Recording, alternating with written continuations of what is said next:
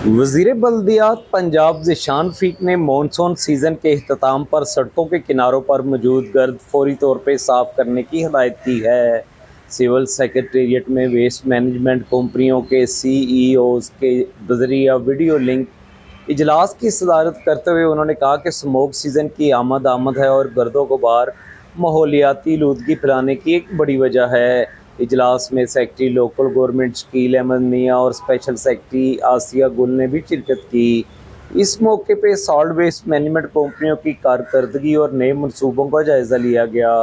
सूबाई वज़ीर बल्दियात ने तमाम CEOs को सफाई के अहदाफ हासिल करने की हदायत करते हुए कहा कि सफाई सुथराई वज़ीर आला पंजाब मरियम नवाज शरीफ का फोकस है। वेस्ट मैनेजमेंट कंपनियों की जिम्मेदारी है कि वो शहरियों को साफ़ सुथरा माहौल फराहम करें।